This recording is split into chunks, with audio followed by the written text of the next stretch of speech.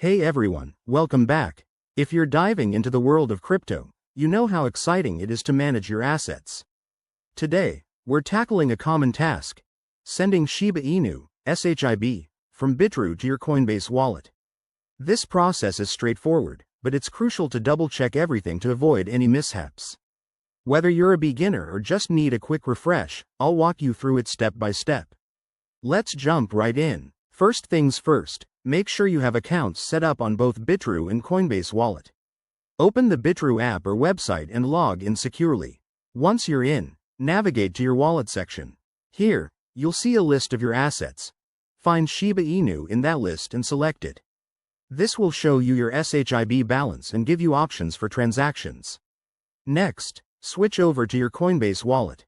If you haven't already, open the app and go to the Receive section for SHIB. Copy the wallet address. It's a long string of letters and numbers, so be careful not to miss any characters.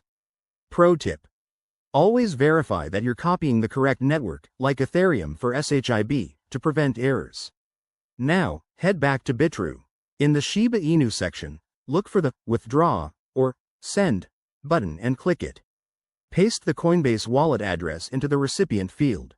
Enter the amount of SHIB you want to send, but remember to leave a little extra for network fees.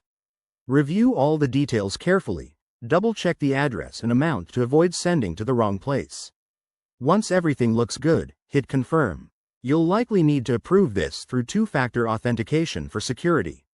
After that, the transaction will be processed on the blockchain, which might take a few minutes to an hour depending on network congestion. Finally, once it's done, check your Coinbase wallet to confirm the SHIB has arrived. And there you have it.